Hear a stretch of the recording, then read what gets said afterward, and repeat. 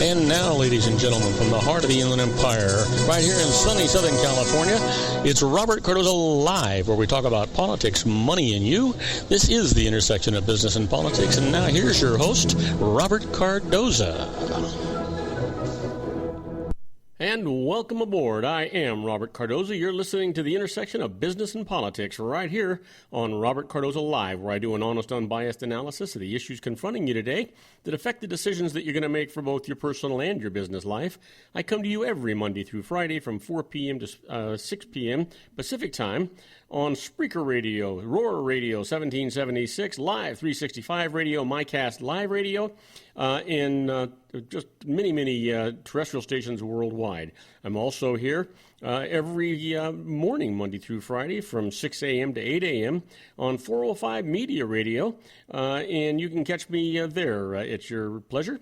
Please follow me on Facebook, Twitter, LinkedIn, Google+, and YouTube, where you can listen to my shows 24/7. Go to my website at www.robertcardozalive.com for archives of all my radio and television shows. You can also access my show live right from my website each day, simply by clicking on that little icon labeled Listen Live. Email me at robertcardozalive@gmail.com, and you can call into my show if you just want to comment or engage me in conversation about anything. Call directly into the studio at 909-545-6516. Again, that number, 909-545-6516. Now, today's show, we're going to discuss what's in the news, new legislation, the IRS loses, and I'm going to answer your emails just like I always do. Today, my expert contributor is David Garrett with his series, Garrett on the Law, and my special guest, Dr. Stephen Tidwell, with his series, Tomorrow's Dentistry, Today. But right now, get ready for news. But before that, I want you to know that at 4:02 p.m. Pacific Time, it is currently 86 degrees here in the heart of the Inland Empire in sunny Southern California. Well, I said we were going to give you news. We got a lot of news for you, so you know what? Let's get right to it. First off, from a French official, 2 Americans subdued a train gunman. A gunman opened fire on a high-speed train traveling from Amsterdam to Paris today, wounding 2 people before being subdued by 2 American passengers, officials said. French Interior Minister Bernard Cazeneuve, speaking in Arras in northern France, where the suspected was detained, said one of the Americans was hospitalized with serious wounds. Their names were not immediately released. Philippe Lourtois, an official with the Alliance Police Union, said on iTele that the 2 Americans were soldiers. In Washington, the Pentagon said it can only confirm that 1 U.S. military member was injured in the incident. The injury is not life-threatening. Contrary to early reports, Lourtois said the attacker did not fire his automatic weapon, but wounded one of the men with a handgun and the other with a blade of some kind. Investigators from France's Special Anti-Terror Police are leading the investigation, a spokeswoman for the Paris prosecutor's office said. Well, you know what? We'll tell you more as we get that from the investigation. You know, so that's kind of where we're at with this thing. Now, I'll tell you what. Stocks are tumbling on global slowdown fears. Growing concerns about a slowdown in China shook markets around the world today, driving the U.S. stock market to its biggest drop in nearly 4 years. The rout started in Asia and quickly spread to Europe, battering major markets in Germany and France. In the United States, the selling started early and never let up. Investors ditched beaten-down oil companies as well as Netflix, Apple, and other technology darlings. Oil plunged below $40 for the first time since the financial crisis, and government bonds rallied as investors raced into hiding spots. Investors are wondering if growth isn't coming from the U.S. or China, where it's going to come from. Or where is it going to come from? Said Tim Courtney, CIO of Exenical Wealth Advisors. This is about growth. By the time it was over, the Standard & Poor's 500 index had lost 5.8% for the week, its worst weekly slump since 2011. That leaves the main benchmark for U.S. investments 7.7% below its all-time high, within shooting range of what traders call a correction, a 10% drop from a peak. Markets began falling last week after China announced a surprise devaluation of its currency, the yuan. Investors have interpreted China's move as a sign that flagging growth in the world's second largest economy could be worse than government reports actually suggest. On Friday, they got more bad news. A private survey showed another drop in manufacturing on the mainland. Boy, and it just, you get from one bad news to another, right? We had actually forecasted what was going to happen here in the market, and so you want to pay attention to what's going on here at Robert Cardoza Live and also what's going on worldwide, because you know what? Everything starts here, and then it kind of works its way around. Anything that's happening bad in the European market, I can tell you, is not going to be good in the United States market eventually. Well, here's one. The White House says, number 2 Islamic State leader is killed in a U.S. military airstrike. Yep, the number 2 leader of the Islamic State militant group was killed in a U.S. military airstrike in Iraq earlier this week, the White House said just today. Ned Price, a spokesman for the White House National Security Council, said Fadil Ahmad al-Hayali was traveling in a vehicle near Mosul in northern Iraq when he was killed Tuesday. As the senior deputy of IS leader Abu Bakr al-Baghdadi, al-Hayali was the primary coordinator for moving large amounts of weapons, explosives, vehicles, and people between Iraq and Syria, where the Islamic State militants control vast amounts of territory. The United States is leading a coalition of countries that have spent the past year striking at IS militants, weaponry and machinery from the air, but has made little progress in meeting President Barack Obama's goal to degrade and destroy the group, which has also beheaded hostages, including some Americans. You know what? I don't know if that's good news or bad news. We'll a few days will tell, because there's going to be repercussions, right? Absolutely. Well, UNESCO chief says the Islamic State is systematically destroying heritage sites. And this is just sad, folks. Islamic State extremists in Syria and Iraq are engaged in the most brutal, systematic destruction of ancient sites since World War II, the head of the UN Cultural Agency said just today. A stark warning that came hours after militants demolished a 1,500-year-old monastery in central Syria. The world's only recourse is to try to prevent the sale of looted artifacts, thus cutting off a lucrative stream of income for the militants. UNESCO chief Ina Bakova told the Associated Press just today. A series of recent attacks has stroked fears that the Islamic State is accelerating its campaign to demolish and loot heritage sites. Today, witnesses said the militants bulldozed St. Ilian Monastery in central Syria. Days earlier, the Islamic State beheaded an 81-year-old antiquities scholar who had dedicated his life to overseeing the ruins of Palmyra in Syria, one of the Middle East's most spectacular archaeological sites. This is just sad. That's all I can say. Well, the decision's nearing. Biden games out mechanics of the 2016 run. Tucked away at his family home in Delaware, Vice President Joe Biden has been huddling with longtime aides and family members, evaluating what it would take to launch a viable presidential campaign against well-funded Democratic opponents with a huge head start.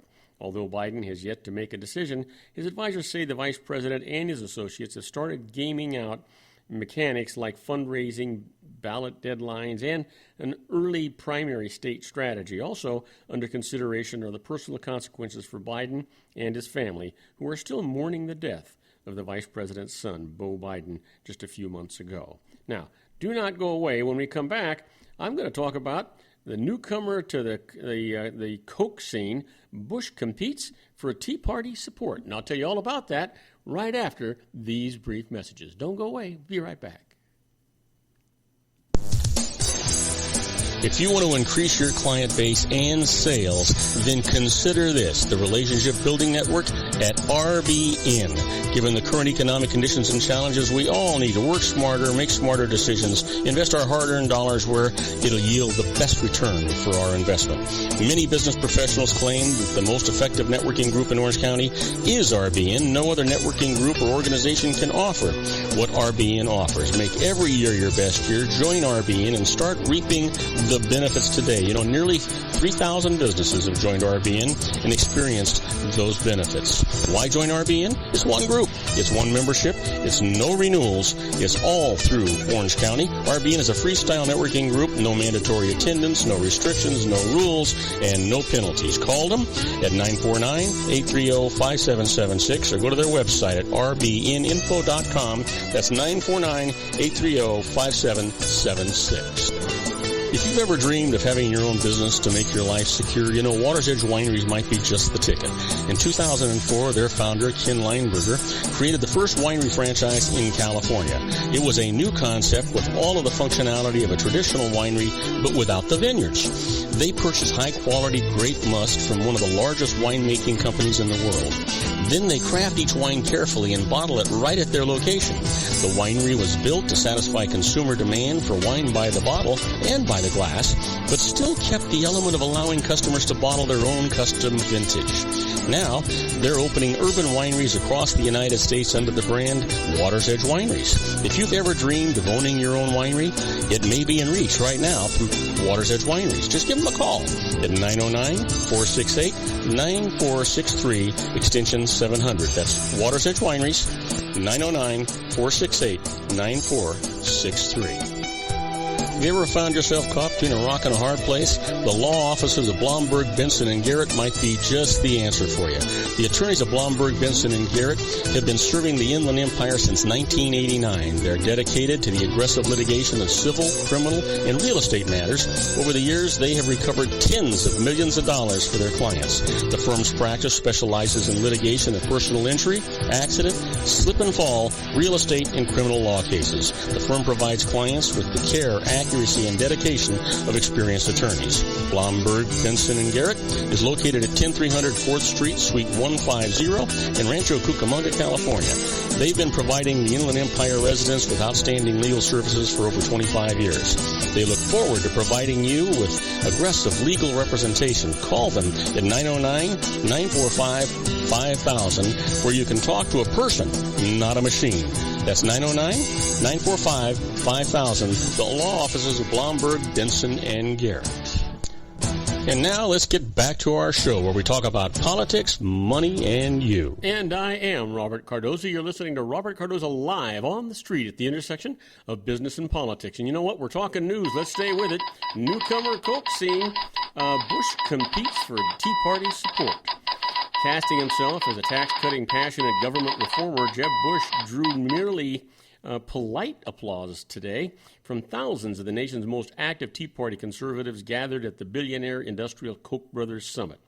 Only when the Republican presidential candidate wrapped up his 20-minute speech by calling for a military buildup did the more than 3,000 conservatives from around the nation join in a sustained cheer for Bush, a familiar face in American politics but a newcomer in front of the Tea Party crowd.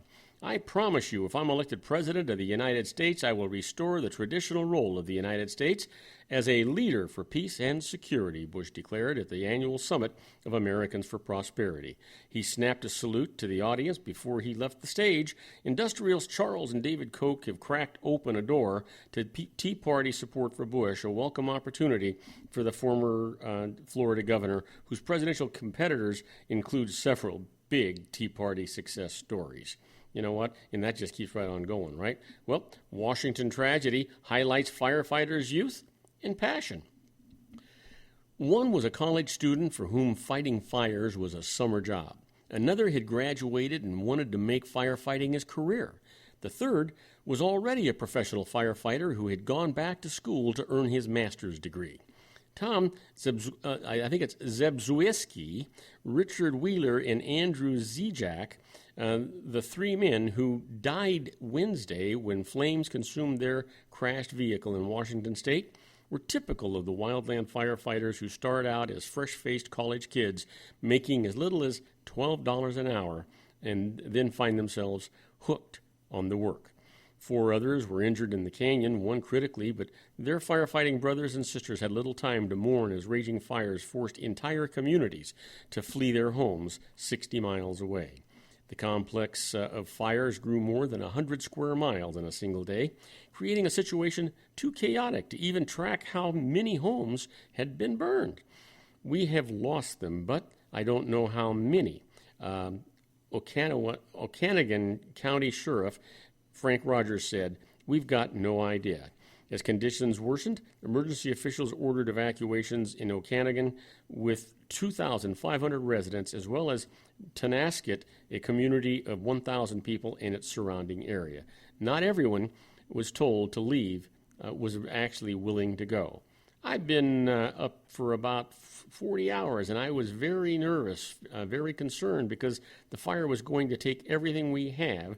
Us and the rest of our friends, said Al Dotson, who stayed home despite evacuation orders in Twisp, 40 miles west of Okanagan. Nearly 29,000 firefighters, 3,000 of them in Washington, are battling some 100 large blazes across the drought and heat-stricken West, including Idaho, Oregon, Montana, and California. 13 people have actually died. You know what? If it's not terrorists, it's nature. You know, where does it end, right? How about this? Mistrial declared in police officer's manslaughter trial.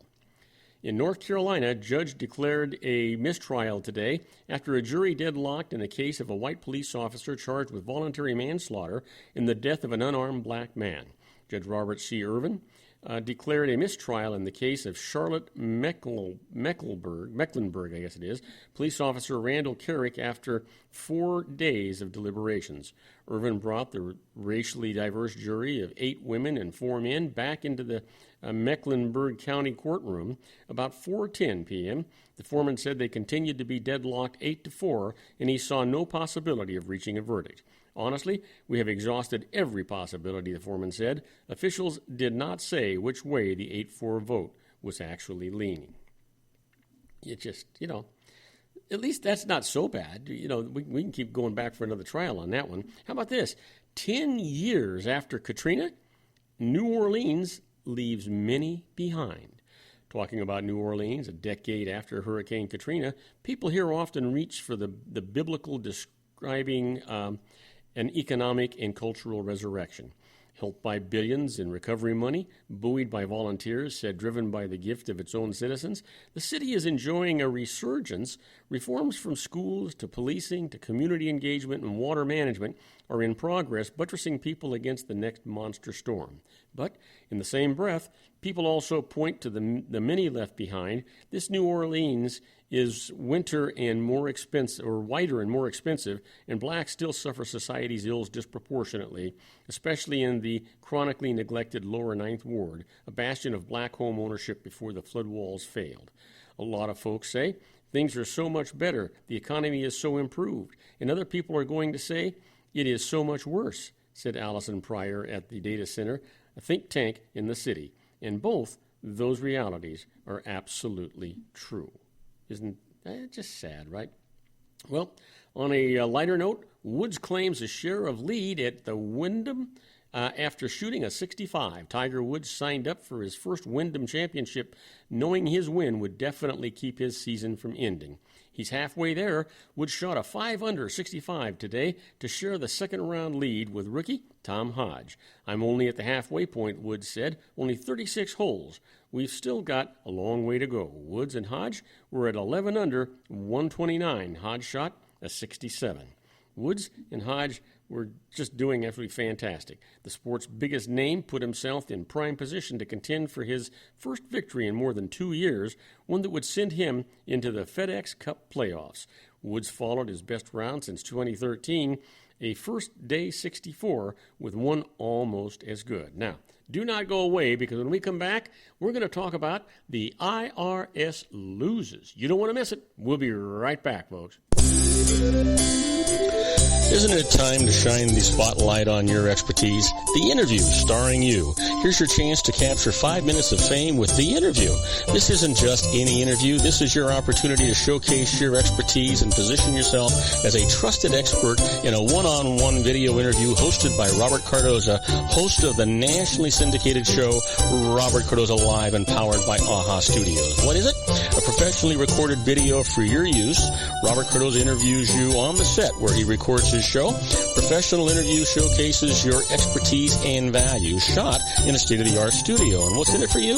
Gain credibility as an expert, earn the trust of your target market, educate in a way that intrigues your audience, gain a powerful marketing tool that offers dozens of uses, website, video sharing sites, social media, email, DVDs, direct mail, lobby video, resumes, profile building, all that kind of stuff. Association with the nationally syndicated celebrity. That's right. And let's talk about AHA Studios. AHA is a strategic marketing firm that leverages the powerful and visual persuasion to help your business create powerful messages that connect with your target market. AHA ventures way beyond strategy, delivering the marketing collateral you need to start driving a new business through your doors. AHA has a full-service, in-house, state-of-the-art production studio to bring your messages to life using video. Discover how to make the interview work for you. Call 949-831-2222. That's 949-831-2222. AHA Image Studios, Incorporated. Dr. Stephen Tidwell, Dental Family Dentistry in a caring, personalized environment. Here at Dr. Tidwell's office, we are dedicated to helping you keep your teeth healthy. We are a state-of-the-art dental practice that still believes in traditional values, such as excellent customer service and individual attention. We have a special welcoming offer for you for just $39. A complete exam, personal consultation, professional cleaning, and all necessary x-rays. That's a $266 value for $39. Dr. Tidwell has 2 convenient locations and experienced staff to provide you with professional care and personal attention that you deserve. Call today. Don't delay. A great smile another day. Call 909-944-7308.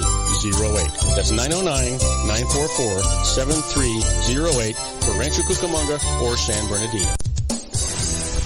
Joel Saltzman is Dr. Wireless. He has turned his considerable expertise into consumer credit risk and wireless security into a highly specialized independent web-based consulting enterprise targeting consumer credit risk analysis and wireless transactional security and monitoring.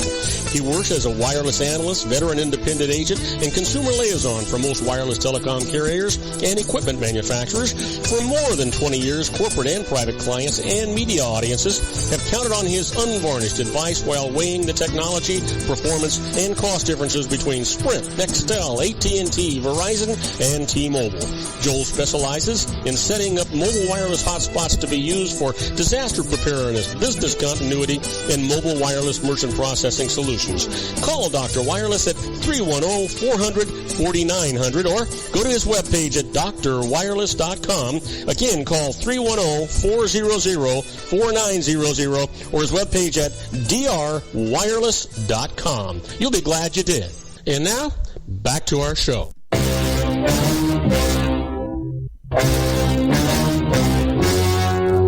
story you are about to see is true. The names have been changed to protect the innocent.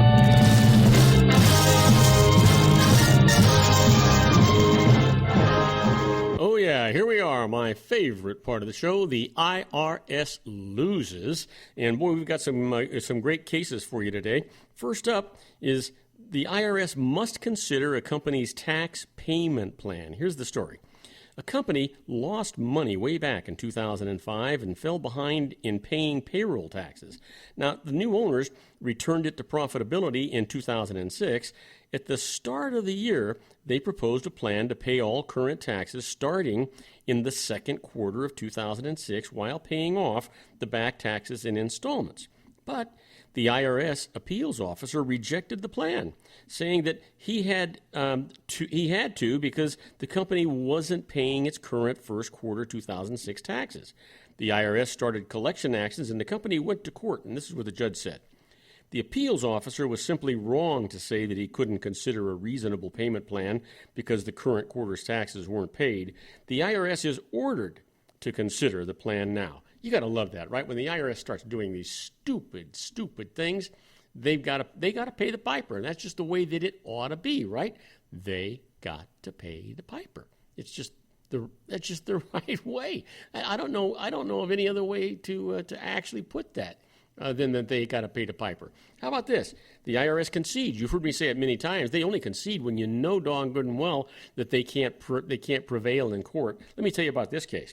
Taxpayer can seek a new refund after agreeing not to. So let me tell you all about this thing. A company settled an audit dispute with the IRS by signing IRS Form 870-AD, which says that the taxpayer will not make an additional refund claim and the IRS will not assess any new tax unless it discovers additional wrongdoing by the taxpayer. Then, the company filed a number of new refund claims. IRS auditors sought to dismiss them, citing the agreement. The IRS legal opinion came back and said Form 870-AD is not a closing agreement that finally settles a year's tax, but agrees only to items covered by the audit. Now here, during the audit, neither side had taken any position on the items leading to the new refund claims, so the company remained free to make them as they pleased. And you know what? Just common sense that the IRS seems to lack, right? How about this? The IRS loses. They cannot get work papers from a company's accountants. Let me tell you the story. Tax accounting work papers generally are not protected by any privilege of confidentiality, such as lawyer-client privilege. But in a recent case, when the IRS summoned work papers, the company refused to provide them, saying that they were included notes in to its lawyers about how likely the IRS was to challenge certain items and the amount of reserve set aside to cover the challenges. This is what the judge said. The work papers were privileged from the IRS because they were prepared in anticipation of litigation against the IRS. Now, their only value to the IRS was not in revealing the company's tax liability, but in revealing its litigation strategy. Therefore, the company can keep them secret, and the IRS can just go pound sand. You got to love that, right? That's exactly what should take place. They should have pound sand. No, I don't have a lot of respect for the IRS. How about this? The IRS loses. Must pay taxpayers legal costs for a conceded case. Here it is. The IRS tried to hold Clyde Kinnison personally liable for $160,000 of employment taxes that it said his business owed. But the IRS eventually admitted that it sent the tax assessment after the deadline for doing so and conceded the case. Kinnison then asked the court to order the IRS to pay his legal costs. The IRS said that it shouldn't have to do so because its position had been reasonable until it missed the assessment deadline. This is what the judge said. In administrative proceedings, Kinnison had offered the IRS evidence that the tax had been paid, but the IRS rejected it, giving no reason. That was unreasonable, so the IRS must pay Kinnison's costs from that date until the date that it conceded the case. Now, you just got to love this kind of stuff, right? You know that I do, so you should too.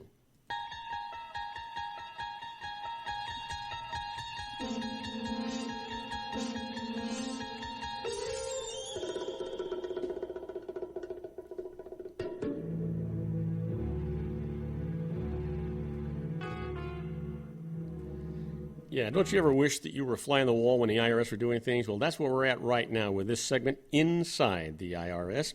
Let me tell you about it. In this case, the IRS can access your credit report and find out about financial transactions that you might not otherwise want to share with it. Here's the thing. Suppose, for example, that your credit report reflects that you borrowed money to purchase an expensive car or boat, and suppose the IRS finds out. Its next step could easily be to contact your bank and obtain a copy of your credit application. If it does that, you have a problem. If the credit application reflects assets or sources of income that you're trying to hide from the IRS, it just found them. And what if you overstated your assets on the credit application? While this is not a tax crime, it is a crime under federal law. You're stung both ways. So, really, you've got to be careful here, folks, always. All right, how about this? What happens to people who are sentenced to jail for a tax crime? In most cases, they're designated, they're what they're called designated. That's the Bureau of Prisons lingo, meaning where a person is actually going to be sent. And usually it's to a camp. Now, a camp is a federal prison facility, but there are no gun towers, barbed wire, or jail cells. The other inmates in the camp are likely to be white-collar criminals and low-level drug dealers. It's dormitory-style setting with a relatively small risk for physical assault. Of course, the experience is boring and the time drags by slowly, and the truth is you're still spending time away from home. Not a very pleasant thought if you think about it. Now, do not go away. We have got this man waiting in the wings. He is fantastic. He is Dr. Stephen Tidwell. And right after these brief messages, we're going to talk to him about tomorrow's dentistry today. Don't go away. If you want to increase your client base and sales, then consider this, the Relationship Building Network at RBN.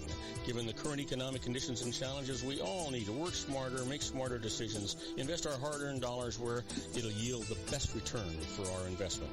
Many business professionals claim that the most effective networking group in Orange County is RBN. No other networking group or organization can offer what RBN offers. Make every year your best year. Join RBN and start reaping the benefits today. You know, nearly 3,000 businesses have joined RBN and experienced those benefits. Why join RBN? It's one group. It's one membership. It's no renewals. It's all through Orange County. RBN is a freestyle networking group. No mandatory attendance, no restrictions, no rules, and no penalties. Call them at 949-830-5776 or go to their website at rbninfo.com. That's 949-830-5776.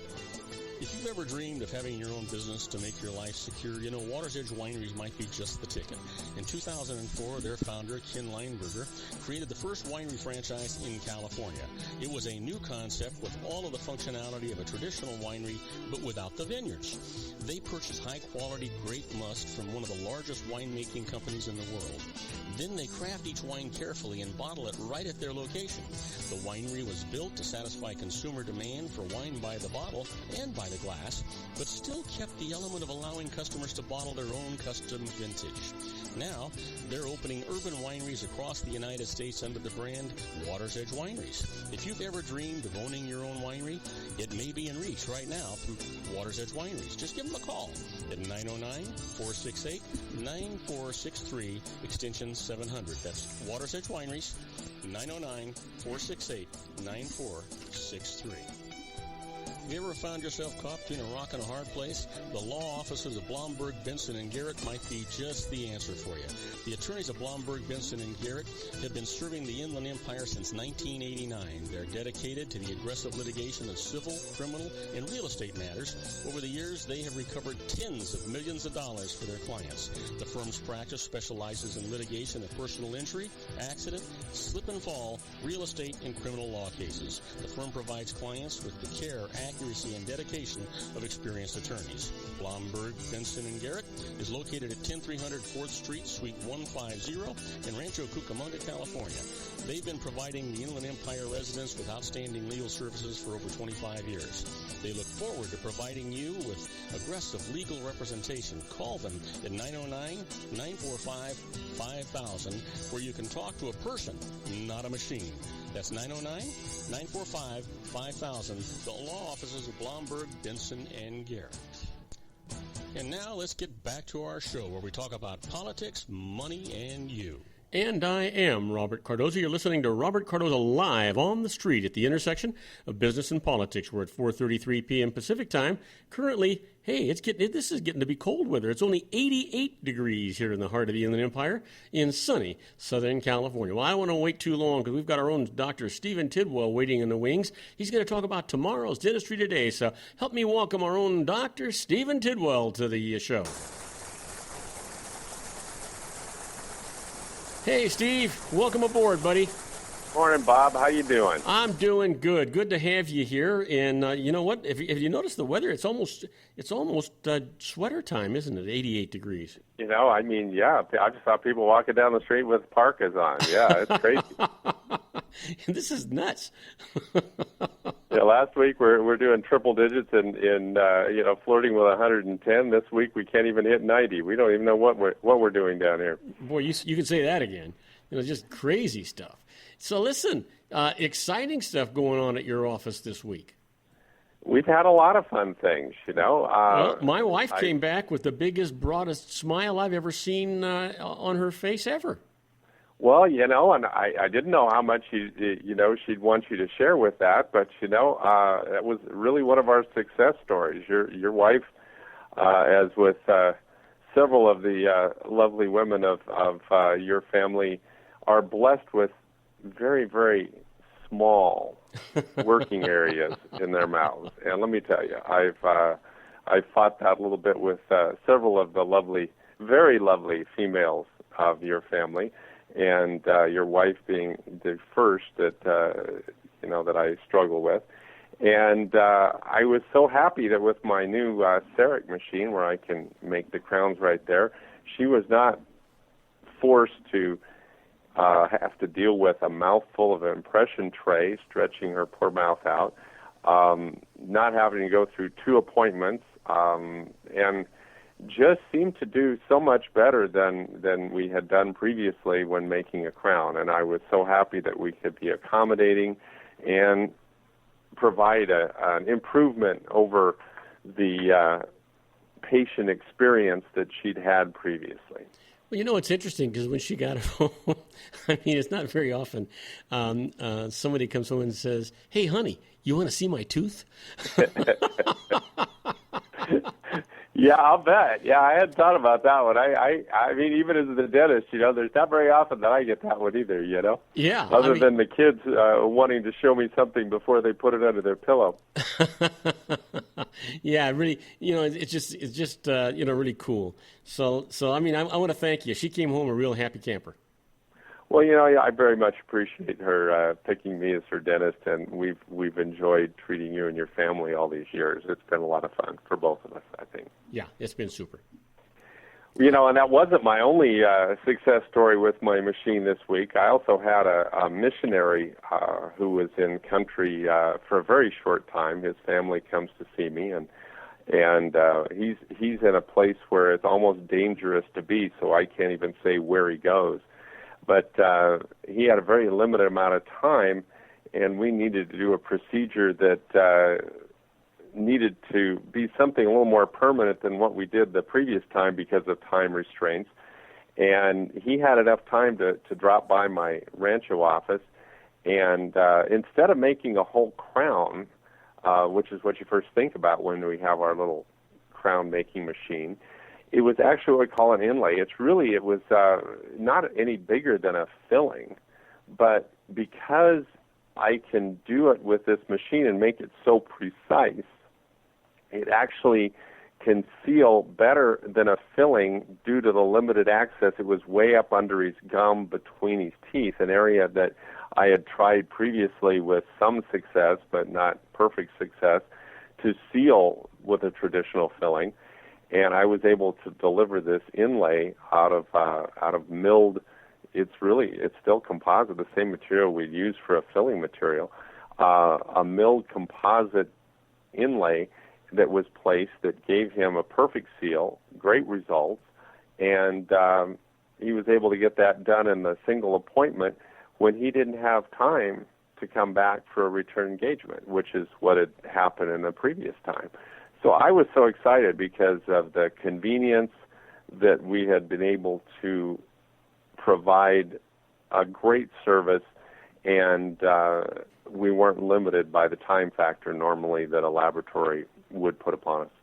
Well, yeah, I mean, I think that machine has just been absolutely unbelievable as far as the service that you can offer to your patients now to make them more comfortable. First of all, they're a little more comfortable because they know, hey, my doc is doing it, and 2, they can actually watch the thing happening.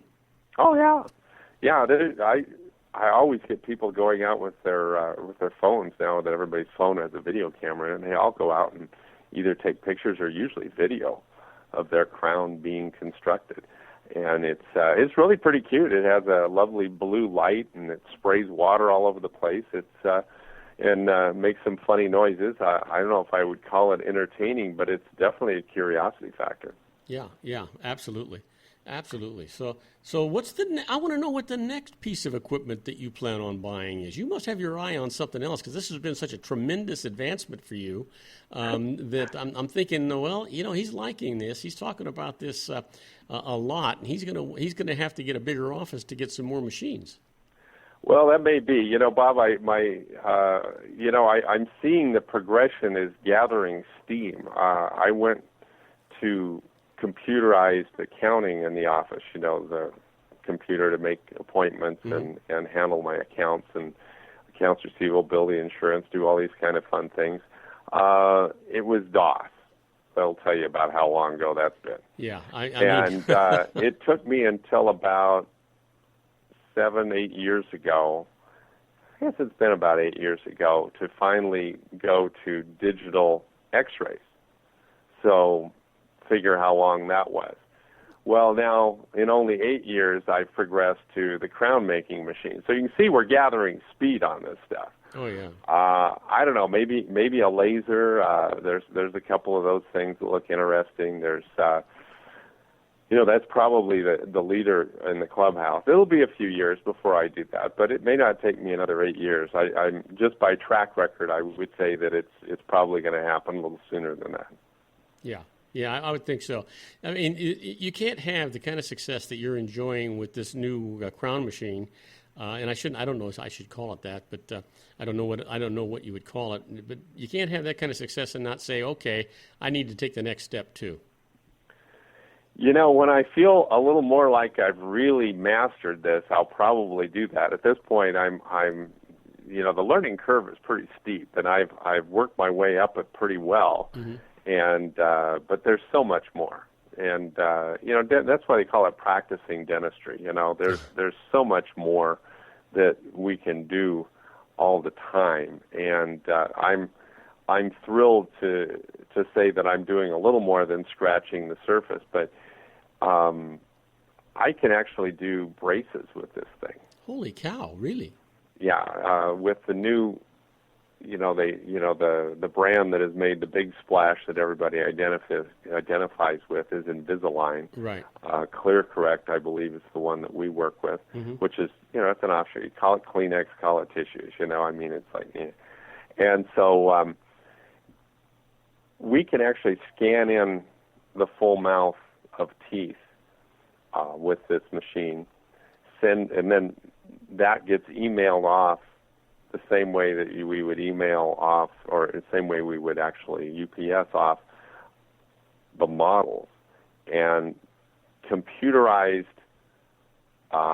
projections then are used to build a series of trays that cause your teeth to move in a prescribed manner, and that's how that Invisalign type stuff works in a nutshell. The orthodontic movement with these plastic trays, and the patient wears them, as much as possible, but they always can remove them. You've got a busy job, you have to make a presentation, you don't need a mouthful of whatever, and obviously you don't need a mouthful of metal, and this allows someone to have a day-to-day life while they're getting their teeth moved. Now we can skip the impression, the goop, the trays of whatever material by scanning in all of your mouth, all of your teeth with my CEREC machine, and then that's emailed off, and we receive the trays, and we hand those out to the patient on a regular basis and monitor the results. Once I move off of the first stages of the crown making and other parts of this, then I'm going to explore that possibility a little bit as well, because that seems to be an area that a lot of people are choosing to go into. When I talk to people that own this machine, a lot of them are doing that, and they're going, this is just a natural offshoot of being able to use this machine. Yeah, I mean, it's just an exciting thing. The interesting thing is that if people were standing next to you and actually watching you talk about this machine, they would see the biggest smile and grin on your face, because it's not only making your patients happy, it's making you happy, the service that you can provide for them, and kind of control the quality from the beginning to the end, and not have to ask them to come back in 2 or 3 weeks. Well, that's it exactly. The big smile you see from me is being able to perform a new type of service that's not only beneficial to my patients, but it is actually, like you said, it's as a little bit of a control freak. It allows me to deliver a better product faster without having to increase the fee or the price in bulk.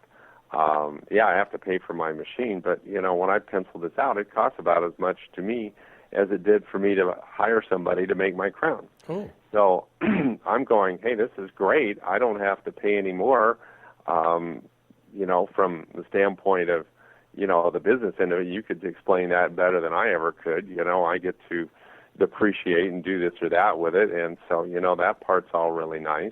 But, the biggest thing for me is I can deliver a better product, a better service to my patient in so many ways. It's a superior product, it's a better experience, and it takes less time.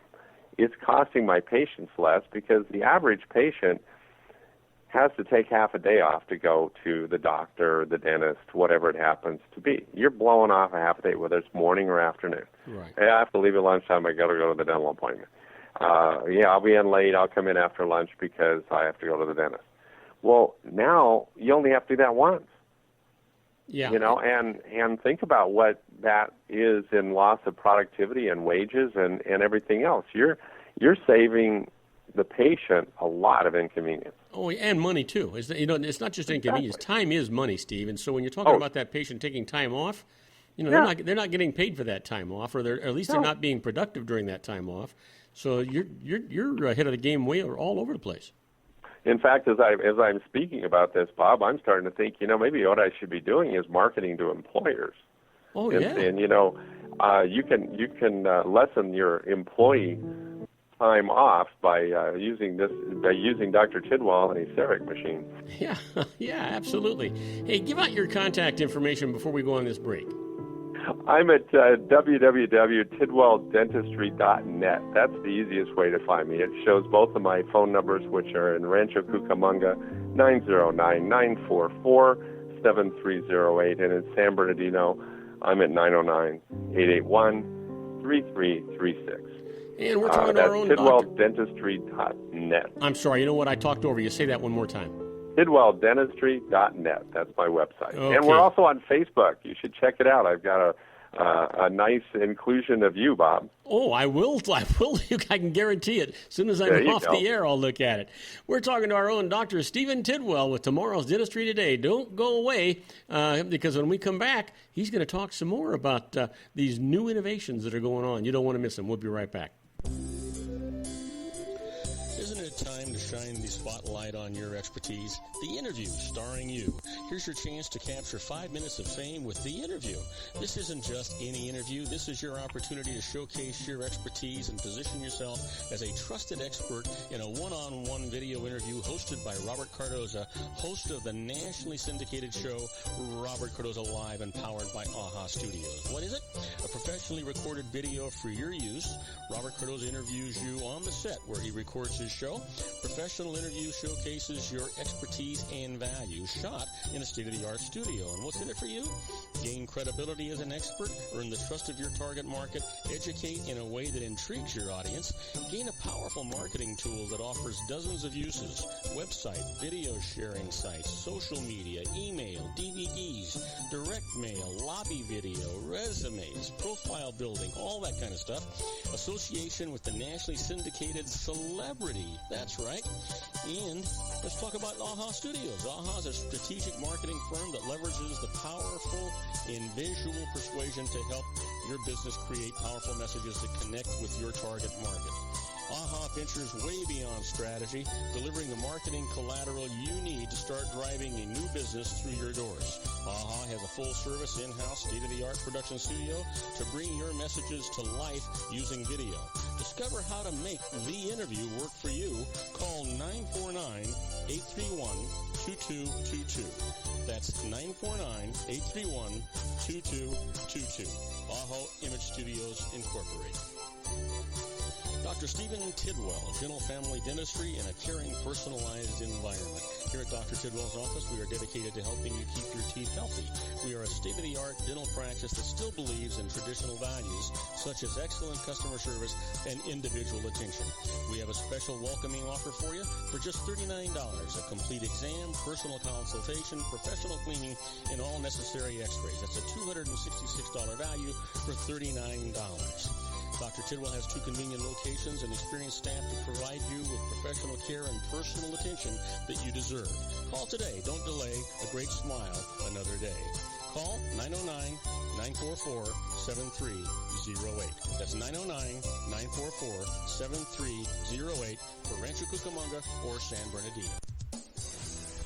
Joel Saltzman is Dr. Wireless. He has turned his considerable expertise into consumer credit risk and wireless security into a highly specialized independent web-based consulting enterprise targeting consumer credit risk analysis and wireless transactional security and monitoring. He works as a wireless analyst, veteran independent agent, and consumer liaison for most wireless telecom carriers and equipment manufacturers. For more than 20 years, corporate and private clients and media audiences have counted on his unvarnished advice while weighing the technology, performance, and cost differences between Sprint, Nextel, AT&T, Verizon, and T-Mobile. Joel specializes in setting up mobile wireless hotspots to be used for disaster preparedness, business continuity, and mobile wireless merchant processing solutions. Call Dr. Wireless at 310-400-4900 or go to his webpage at drwireless.com. Again, call 310-400-4900 or his webpage at drwireless.com. You'll be glad you did. And now, back to our show. And I am Robert Cardoza. You're listening to Robert Cardoza live on the street at the intersection of business and politics. We're talking to our own Dr. Stephen Tidwell and tomorrow's Dentistry Today. Hey, Steve, you've got the microphone, my friend. Hey, before I forget, can you give that Facebook address so everybody can look at it? Is it Precision Dentistry? No, it's actually just Stephen Tidwell DDS. Yeah, Precision Dentistry went bye-bye, so it's just Stephen Tidwell DDS. So it's facebook.com/Stephen Tidwell. However you do that from Facebook. I don't know. You get on Facebook, and then you just put my name in there, and I'll come right up. Terrific. I'm gonna check it out. Yeah, you need to, Bob. There's a nice little part. I have a good friend of mine who's doing my social media marketing now, and they added you on there and did a nice job of promoting us. So I was kind of excited about that. Well, that's super. I look forward to it. So listen, what's new and exciting in the? Well, listen, are you getting ready to? I was going to say leave the country again. You've been doing a lot of seminar traveling lately, and it's all recurring education to kind of keep up on what's new and exciting in dentistry. Anything coming up in the near future?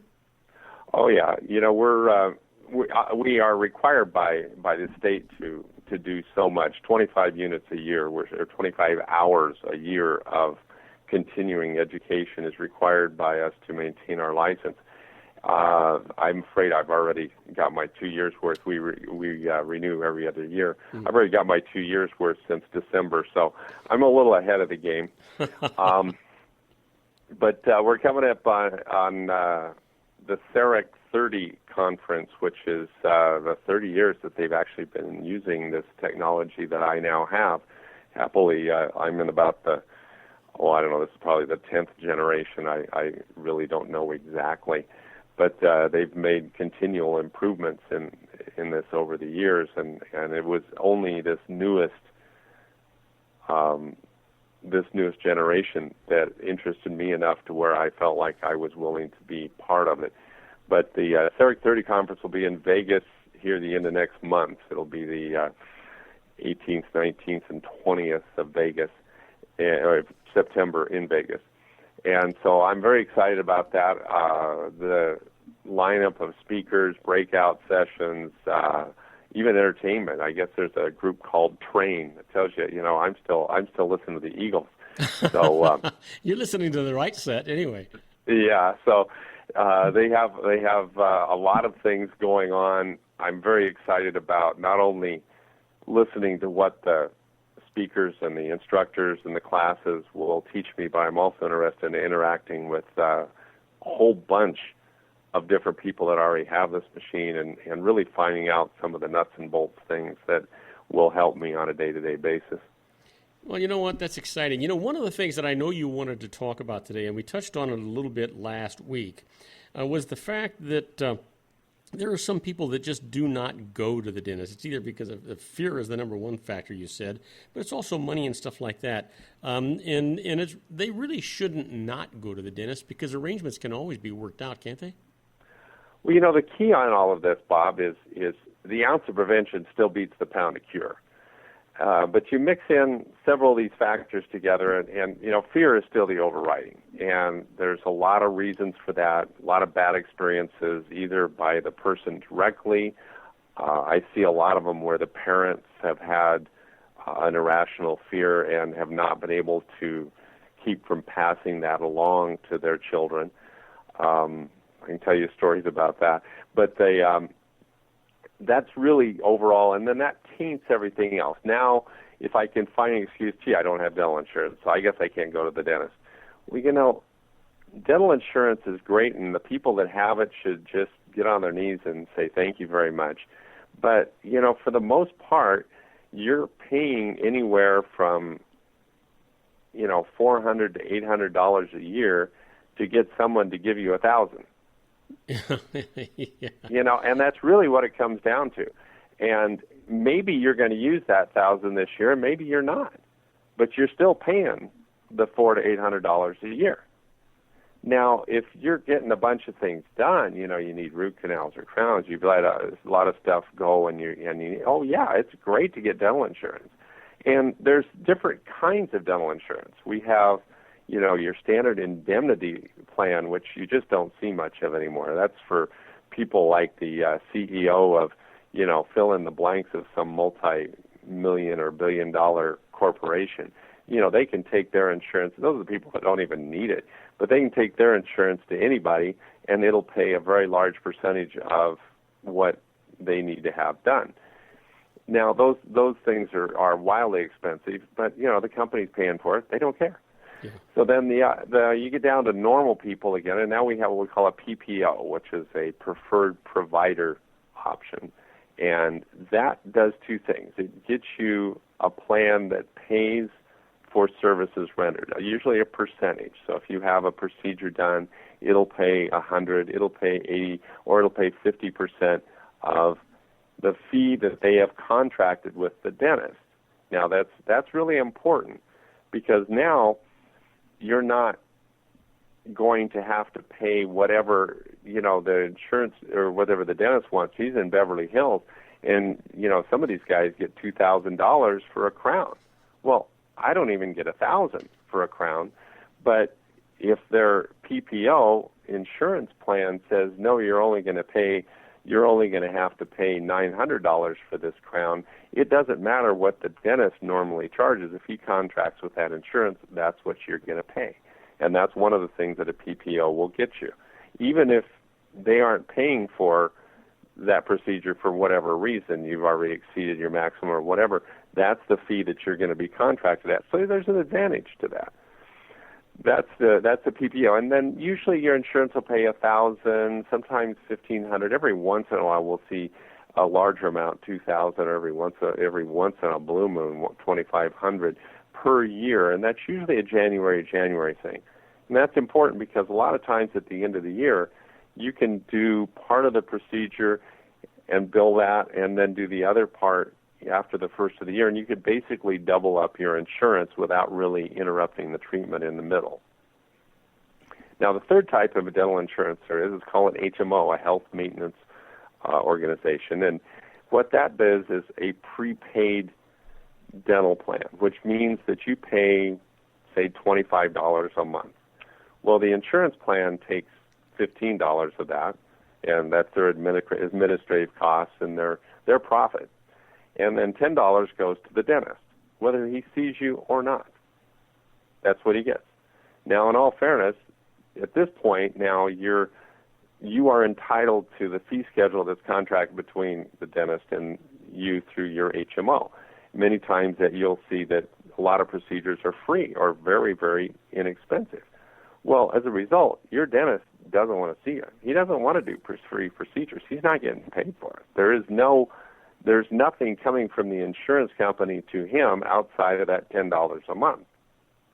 So if he doesn't see you, he gets $10. If he sees you, he's got to do a procedure, and he's getting $10. Think about this. What does he want to do? If you got an HMO, you call for an appointment, they'll tell you, yeah, we'll see you in 3 months. That's our first available.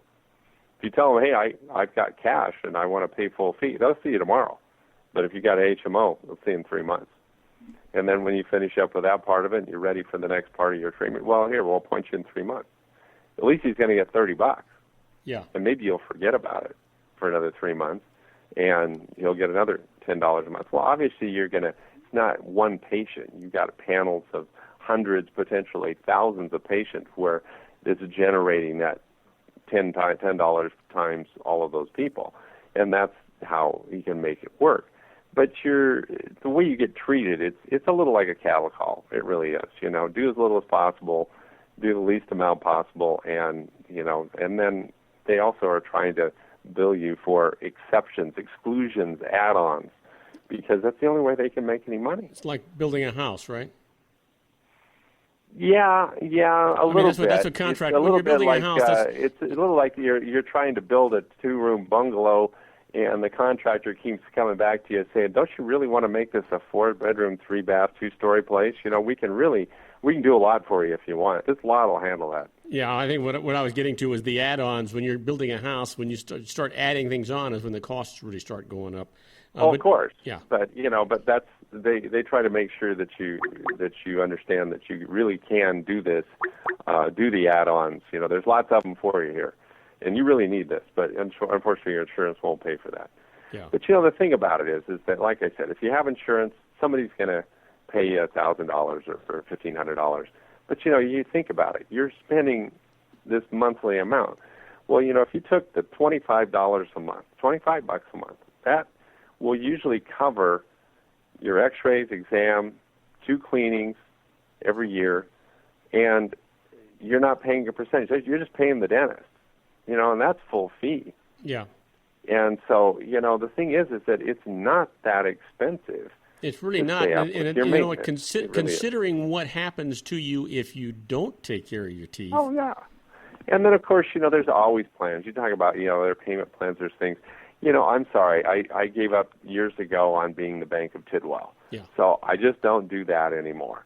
So we have financing options, and we're really excited about them. We have Care Credit, we have City Health, both of which will offer a 12-month, no-interest option. You just make your monthly payment, and if you miss your monthly payment, they're gonna nail you for interest and all that kind of stuff. But as long as you make your monthly minimum payment, they'll carry you for 6 or 12 months, and at no interest. It's truly other people's money. You take a $500 procedure, you spread it out over a year on other people's money, and that's kind of nice. You're only paying $45 or $42.50 a month. Yeah. At no interest. And Why you know not? what? And the truth is, I got to change the way I was going to say that. You would throw that amount of money away generally anyway, and not even know where it went, Steve. Oh yeah, you put it on an auto deduct out of your checking account anymore. The way they do these things, and you never even miss it. It's pretty neat. So the key here on this is prevention is the whole thing, and not only you're preventing pain, not only you're preventing infection, the possibility we talked about that where dental infection leads to things like heart disease. I mean, I was surprised at the things that it leads to. I mean, pancreatic disease and arthritis and all these sorts of things.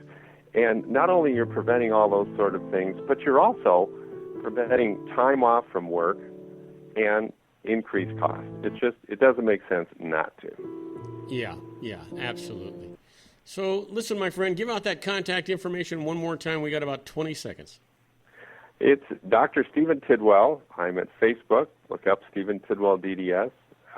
You can get there through my website, which is www.tidwelldentistry.net. Or just give us a call on the phone. We're at 909-944-7308 in Rancho Cucamonga, or 909-881-3336 in San Bernardino. And Steve, Dennis, go ahead. I'm sorry. I actually looked at your Facebook website while you were talking. It's beautiful. It's really nice. They've really done a lot. I actually ended up firing the people that were supposed to be doing that because it was just a bunch that was doing bare bones minimum, and I said, no, we got to do more than this, and and my friend has taken this over, and without even really doing any paid marketing, hasn't even gone to that stuff, has just transformed it. You should see my numbers. It's crazy. I mean, I've gone up thousands of percent. Well, that's fantastic. Well, my friend, listen, we'll talk to you next week. In the meantime, have a wonderful weekend and stay safe, will you? Bob, thank you, and you too. Enjoy your weekend and be cool. All right, you take care. Bye, Bob. If you want to increase your client base and sales, then consider this, the Relationship Building Network at RBN. Given the current economic conditions and challenges, we all need to work smarter, make smarter decisions, invest our hard-earned dollars where it'll yield the best return for our investment.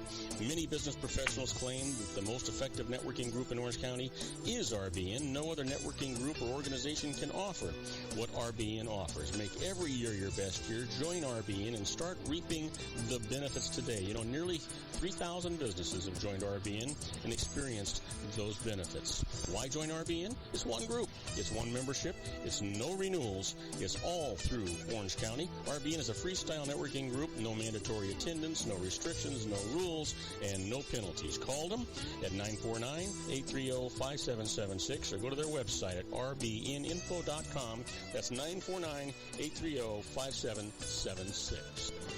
If you've ever dreamed of having your own business to make your life secure, Water's Edge Wineries might be just the ticket.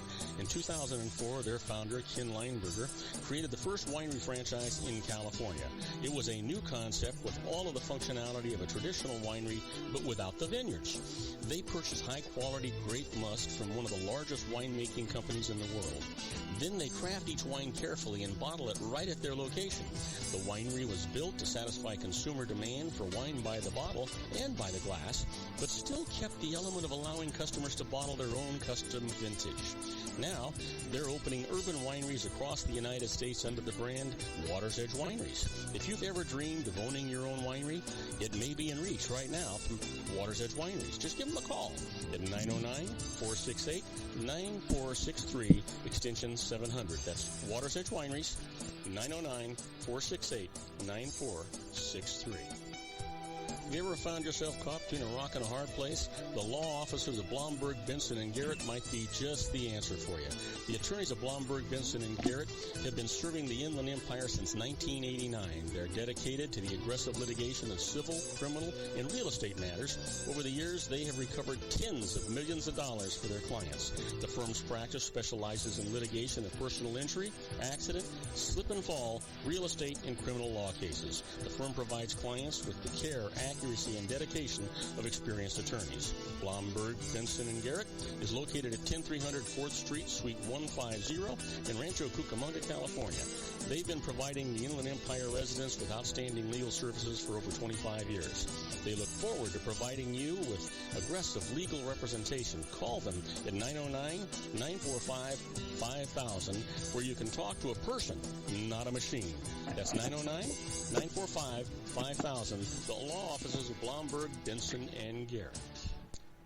And now let's get back to our show where we talk about politics, money, and you. And I am Robert Cardoza. You're listening to Robert Cardoza live on the street at the intersection of business and politics. We're at 5:08 p.m. Pacific time, currently 86 degrees here in the heart of the Inland Empire in sunny Southern California. Talking about heat, well, we got the hottest lawyer in town. We've got Mr. David Garrett waiting in the wings. Let's get him in here.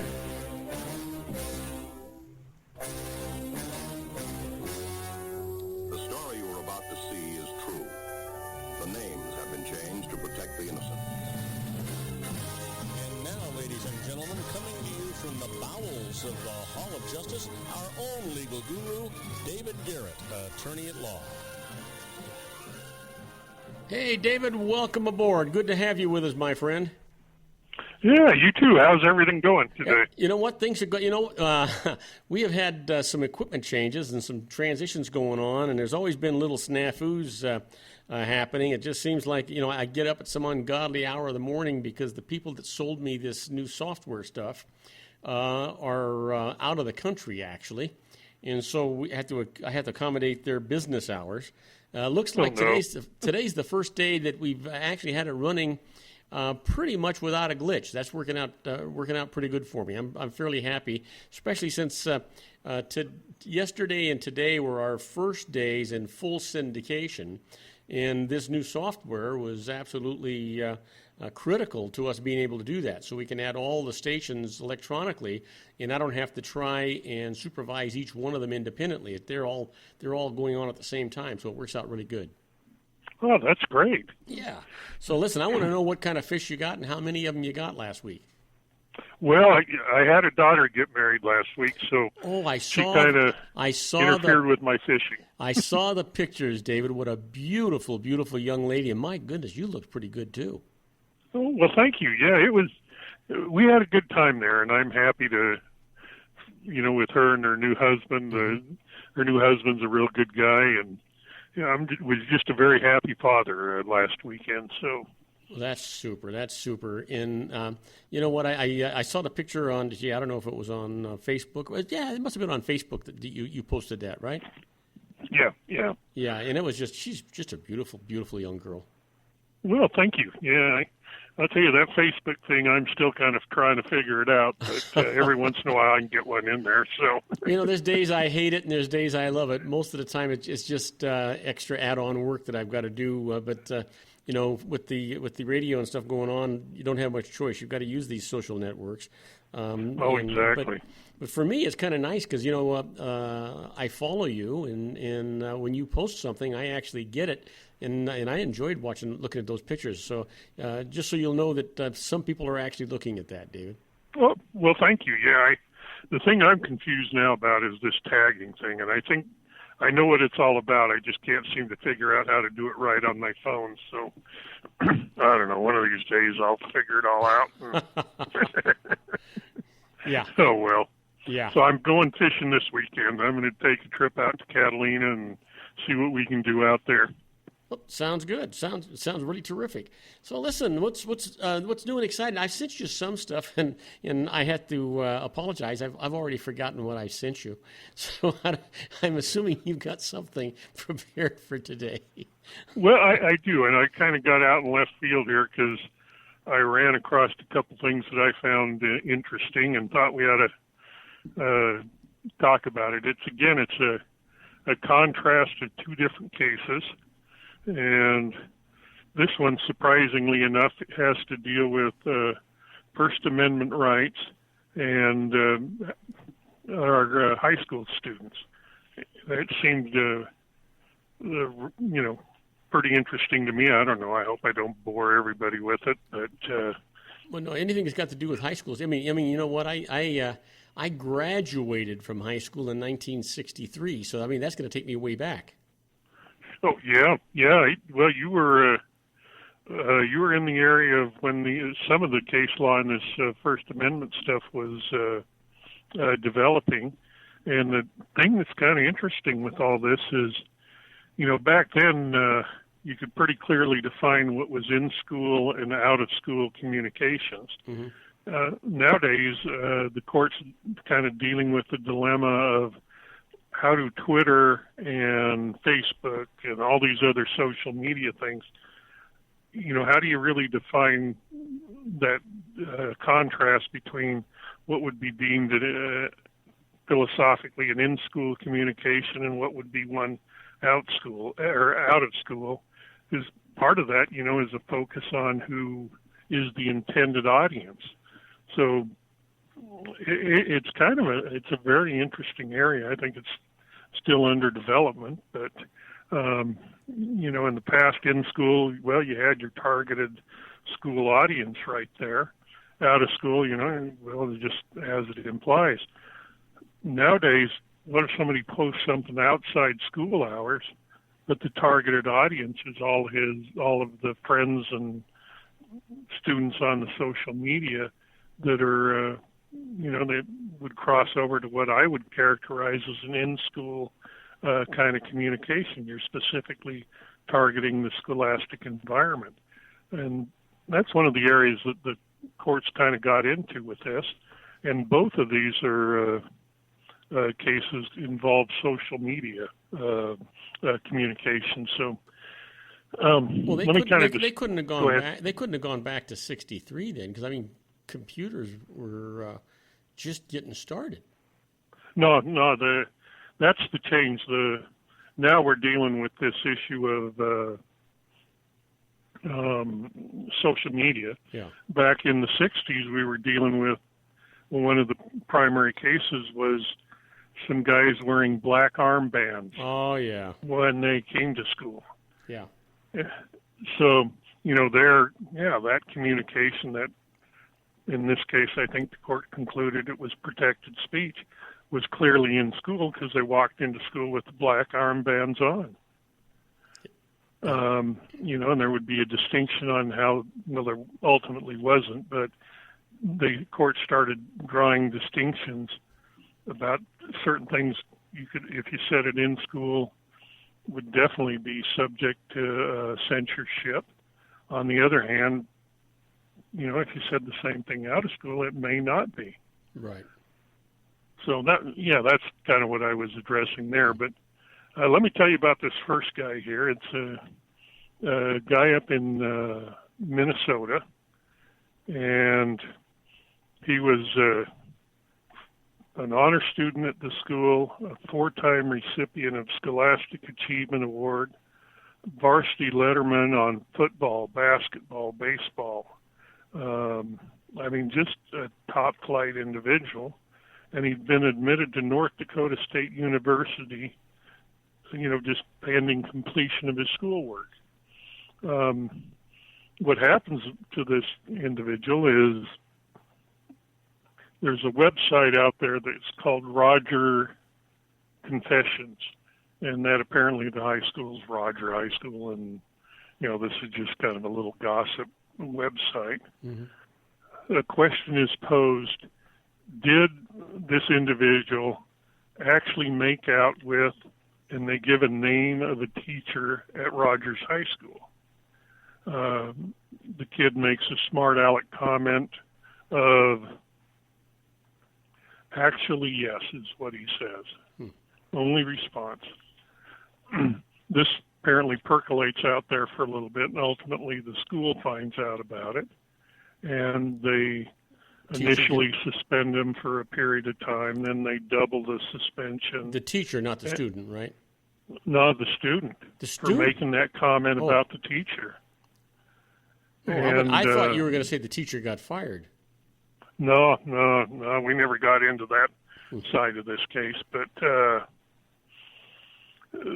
for saying actually yes, he gets suspended, double the suspension, and then they have a hearing on it. The school district didn't handle the hearing too well, it doesn't seem like, where ultimately he's given a choice of withdrawing from the school under threat that they're going to expel him.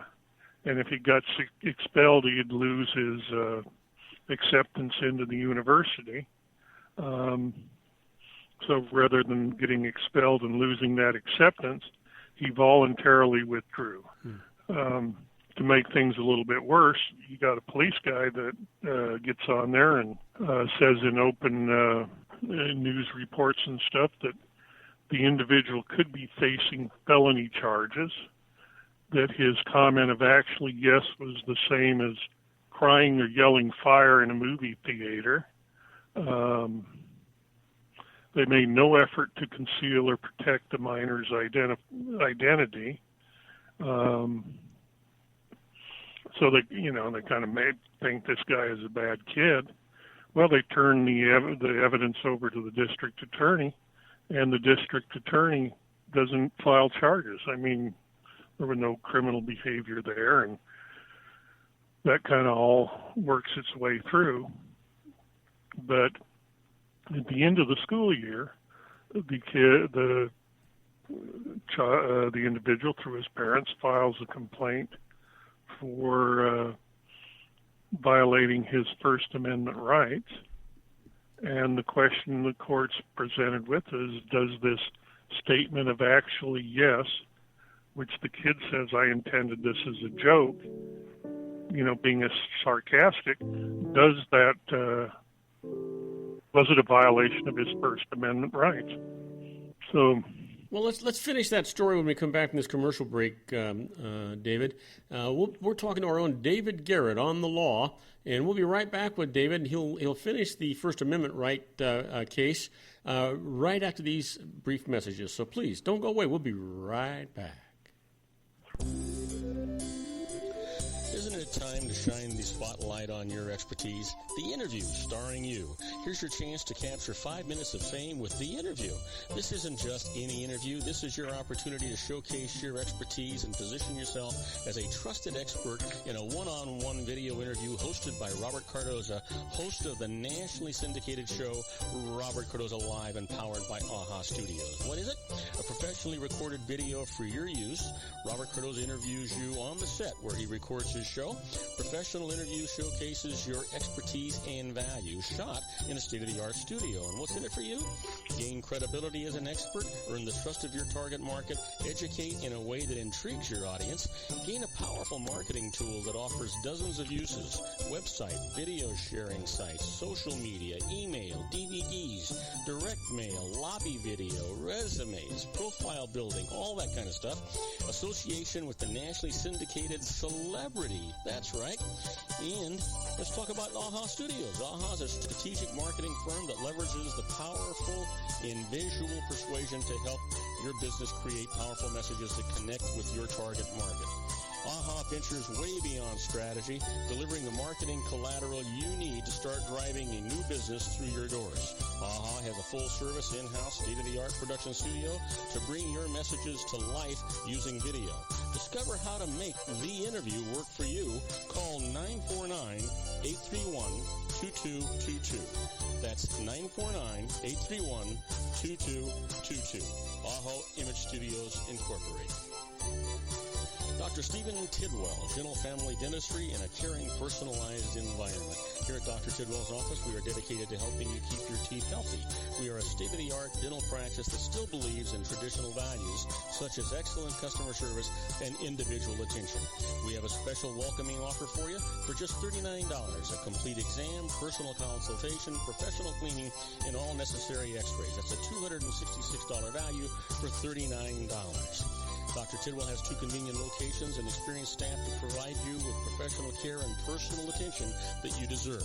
Call today. Don't delay. A great smile another day. Call 909-944-7308. That's 909-944-7308 for Rancho Cucamonga or San Bernardino.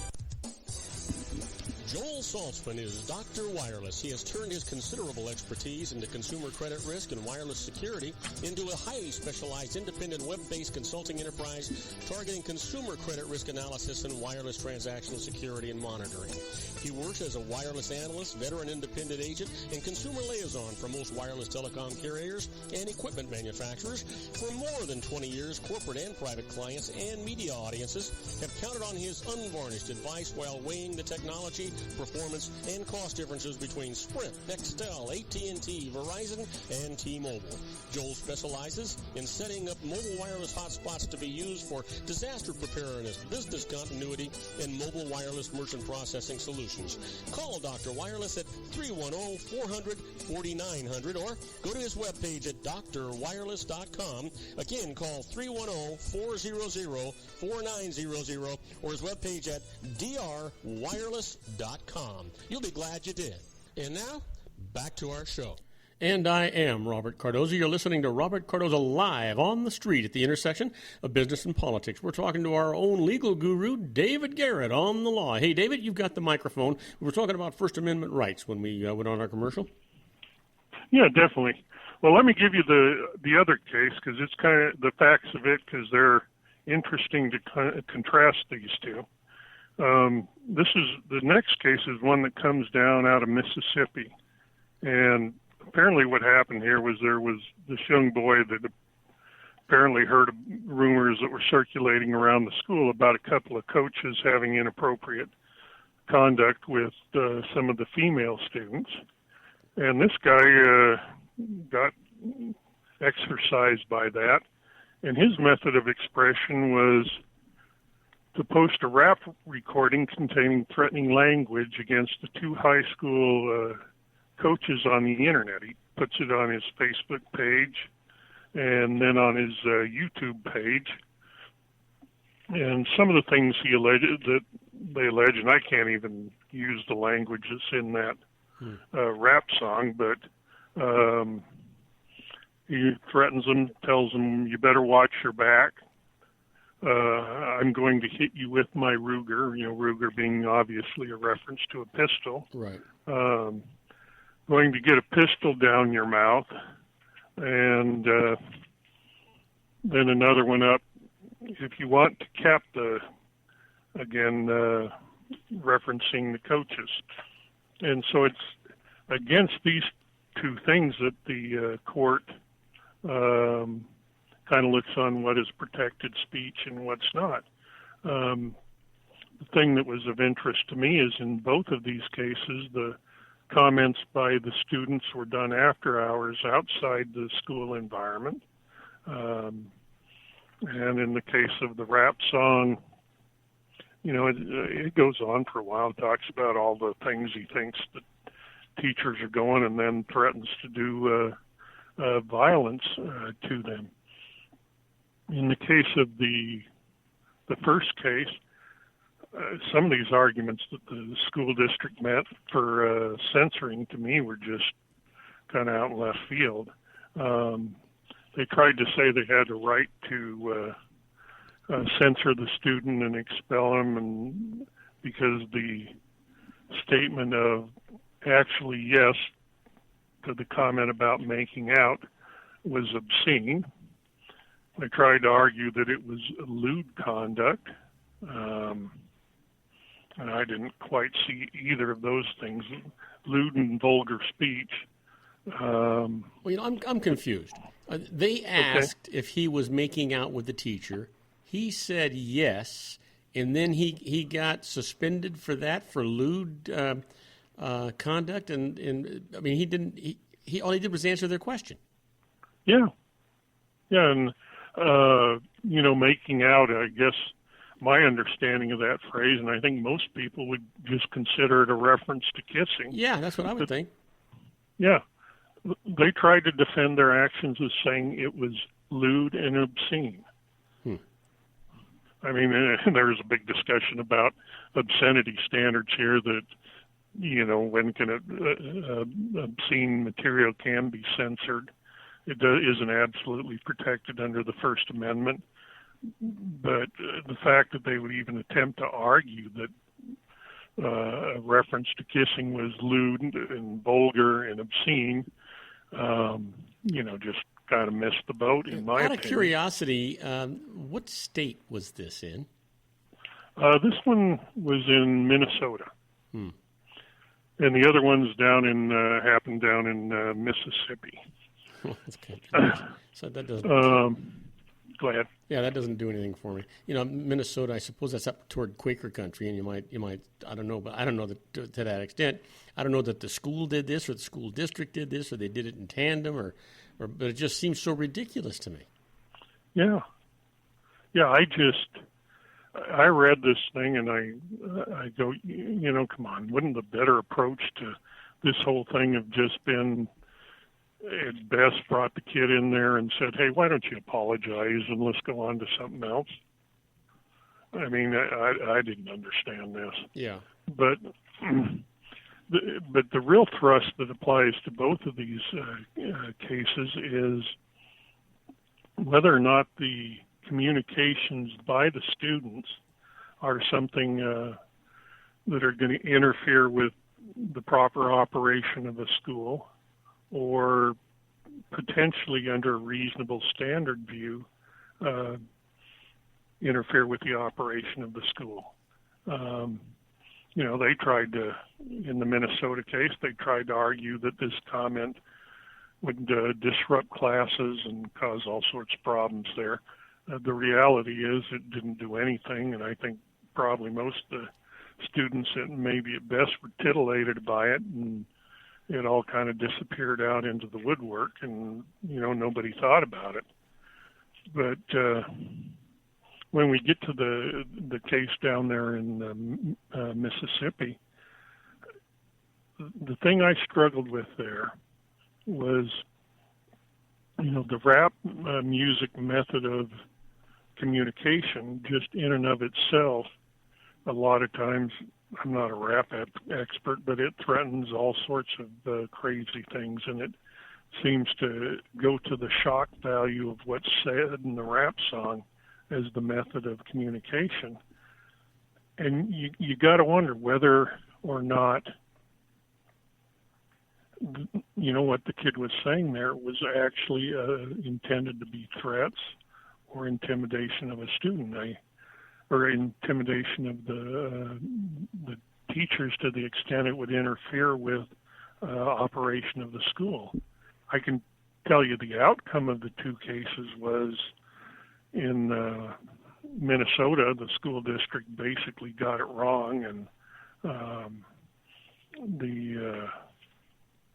in Mississippi, they held that it was, harassing and intimidating and threatening the teachers.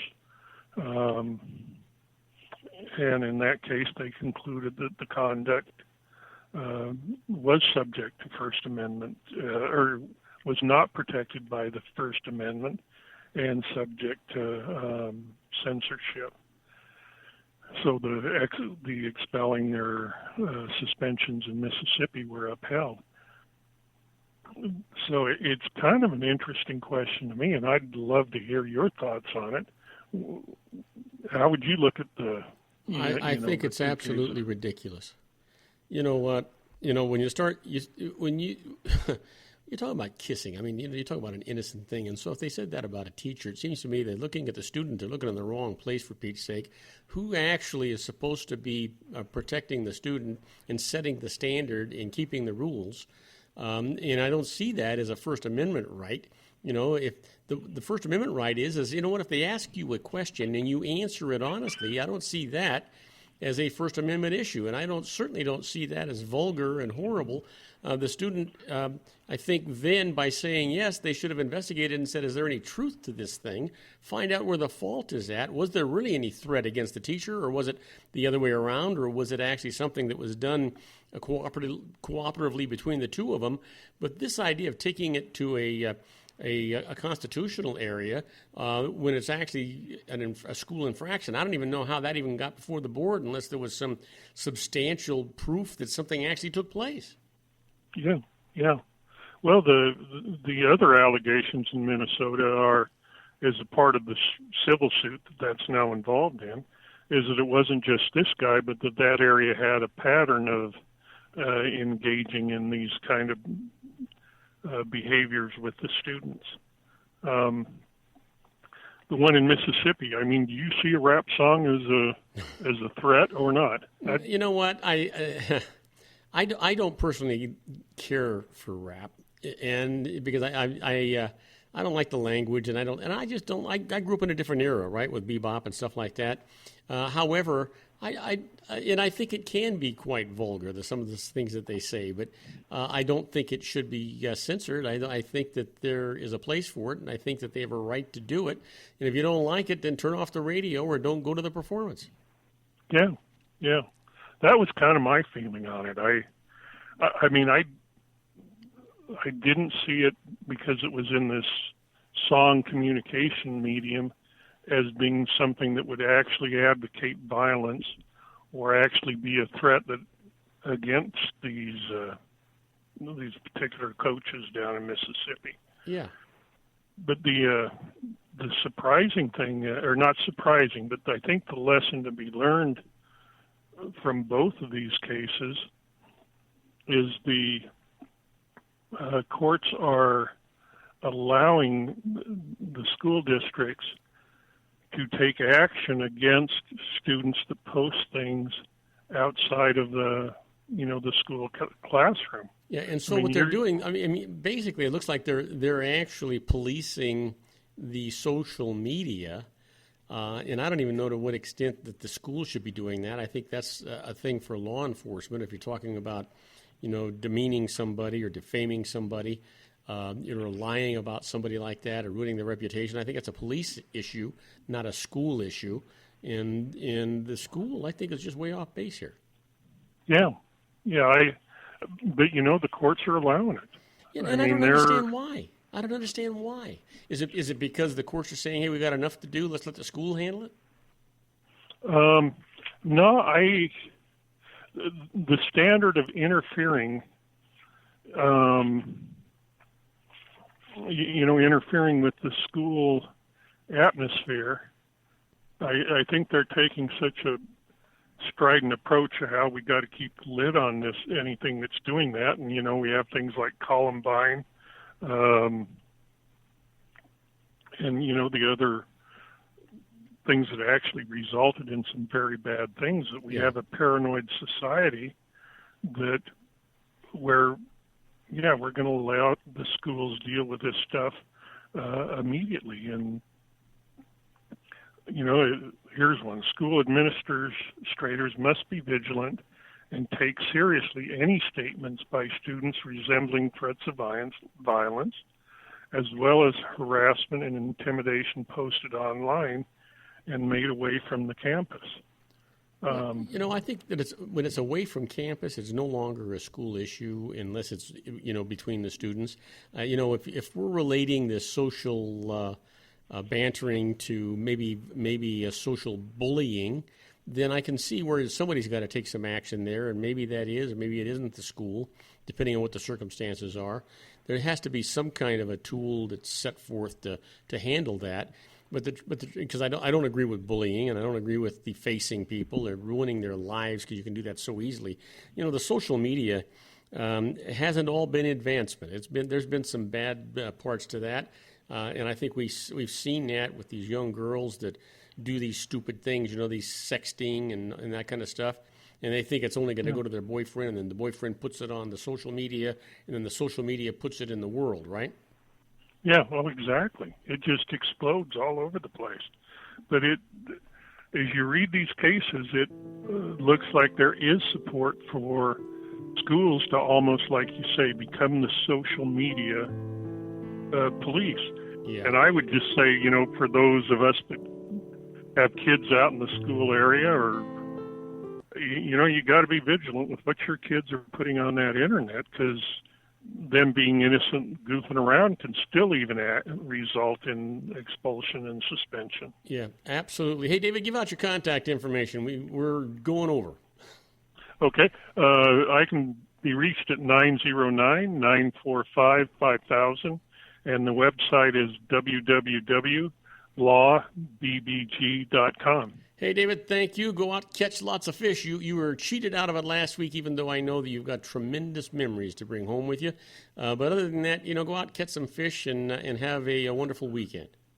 I'll do that, and you do the same, Bob. All right, you take care. Now, don't go away. When we come back, we're going to talk about the birthdays for today, secret daily teachings for your life, the Harvard Business Tip of the Day, and interesting but useless facts. Don't go away. You don't want to miss this stuff. We'll be right back. If you want to increase your client base and sales, then consider this, the Relationship Building Network at RBN. Given the current economic conditions and challenges, we all need to work smarter, make smarter decisions, invest our hard-earned dollars where it'll yield the best return for our investment. Many business professionals claim that the most effective networking group in Orange County is RBN. No other networking group or organization can offer what RBN offers. Make every year your best year. Join RBN and start reaping the benefits today. Nearly 3,000 businesses have joined RBN and experienced those benefits. Why join RBN? It's one group. It's one membership. It's no renewals. It's all through Orange County. RBN is a freestyle networking group. No mandatory attendance, no restrictions, no rules, and no penalties. Call them at 949-830-5776 or go to their website at rbninfo.com. That's 949-830-5776. If you've ever dreamed of having your own business to make your life secure, Water's Edge Wineries might be just the ticket. In 2004, their founder, Ken Lineberger, created the first winery franchise in California. It was a new concept with all of the functionality of a traditional winery, but without the vineyards. They purchased high-quality grape must from one of the largest winemaking companies in the world. Then they craft each wine carefully and bottle it right at their location. The winery was built to satisfy consumer demand for wine by the bottle and by the glass, but still kept the element of allowing customers to bottle their own custom vintage. Now, they're opening urban wineries across the United States under the brand Water's Edge Wineries. If you've ever dreamed of owning your own winery, it may be in reach right now through Water's Edge Wineries. Just give them a call at 909-468-9463, extension 700. That's Water's Edge Wineries, 909-468-9463. Have you ever found yourself caught between a rock and a hard place? The law offices of Blomberg, Benson, and Garrett might be just the answer for you. The attorneys of Blomberg, Benson, and Garrett have been serving the Inland Empire since 1989. They're dedicated to the aggressive litigation of civil, criminal, and real estate matters. Over the years, they have recovered tens of millions of dollars for their clients. The firm's practice specializes in litigation of personal injury, accident, slip and fall, real estate, and criminal law cases. The firm provides clients with the care, accuracy, and dedication of experienced attorneys. Blomberg, Benson, and Garrett is located at 10300 4th Street, Suite 150 in Rancho Cucamonga, California. They've been providing the Inland Empire residents with outstanding legal services for over 25 years. They look forward to providing you with aggressive legal representation. Call them at 909-945-5000, where you can talk to a person, not a machine. That's 909-945-5000, the law offices of Blomberg, Benson, and Garrett. And now let's get back to our show where we talk about politics, money, and you. And I am Robert Cardoza. You're listening to Robert Cardoza live on the street at the intersection of business and politics. We're at 5:40 p.m. Pacific time. Currently 86 degrees here in the heart of the Inland Empire in sunny Southern California. Well, you know what today is? Today is August the 21st, and it's actually somebody's birthday.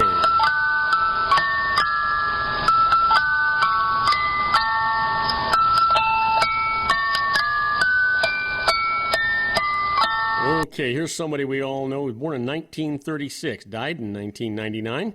A professional NBA basketball player who is regarded as one of the most extraordinary basketball players of all time.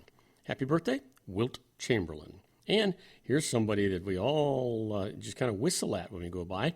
She was born in 1956, an actress best known for her role as Samantha Jones in the series Sex and the City. Happy birthday, Kim Cattrall. And here's a person who was born in 1967, a Screen Actors Guild Award nomination actress known for her roles in the Matrix trilogy.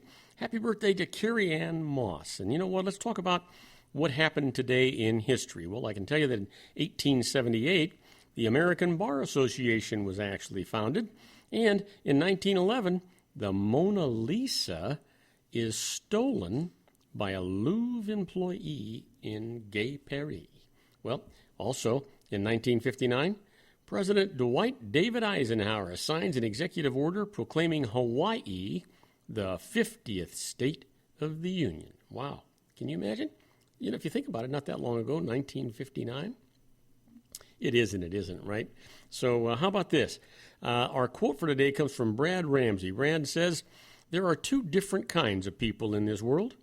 Those who finish what they start and, anyway." That's what it says, folks. I didn't just come up with that. Well, let's talk about the secret daily teaching for your life. It's all about a positive mental attitude. And I tell you this all the time. Here's the case now. I am asked very often by all types of people how to stop negative thoughts. The answer is so simple. Plant good thoughts. As you plant more and more good thoughts, the negative thoughts will be wiped out. Don't focus on the negative thoughts. Just deliberately think more good thoughts every day. And then there just won't be any time or room for those bad thoughts. Give that a thought. Well, time for our Harvard Business Tip of the Day. And the management tip today is, are you acting like a pushover? You have to get along with others to get things done, right? Yes, to a degree, you want to be cooperative, but you don't want to be seen as a pushover. Watch out for these signs that you've been taken being the good guy or gal too far. Chances are that if you're feeling these things, other people are noticing them as well. You kick yourself for not speaking up in meetings. You only realize your point of view on something after the discussion ends. Or you blame your colleagues for not giving you a chance to speak. Or you feel overwhelmed and pulled into multiple directions. Your calendar is all back-to-back meetings with no time to focus on yourself or your critical priorities. And finally, your peers get promoted before you. Yeah. Are you a pushover? Yeah. You want to be careful with that. Well, let's talk about those interesting but useless facts. I've gotten to where I like these things more and more. Some of them kind of surprise me. Some of them don't surprise me. Some of them I think, oh, what the heck, who cares? Other ones I think the guy who had to get these things needs to get out and get a real job. But the majority of them now are really starting to interest me a little bit. Did you know the driest inhabited place on Earth is Aswan, Egypt, which receives 2/100ths of an inch of rain per year? Wow. That's nothing, folks. You think California's having a drought. Think of that. How about this? Up to 3,000 species of trees have been cataloged in a square mile of the Amazon jungle. Can you imagine? 3,000 species? Wow. Here's one. The oil used by jewelers to lubricate clocks and watches costs about $3,000 a gallon. Wow. I didn't know that. I guess they're not using 3-in-1 oil, huh? You know that nails grow at about 3 millimeters per month? And they keep, by the way, did you know that they continue to grow even after you're dead? Here's one. Only 51% of South Carolina high school students will graduate, the lowest of any state. Now there is a sad, sad fact. How about this? Did you know that Albert Einstein was offered the presidency of Israel in 1952? But he declined. Wow. Offered the presidency. Here's something interesting. Stanley Kubrick approached Lloyd's of London about an insurance policy in case extraterrestrial life was discovered before the release of his movie 2001, A Space Odyssey.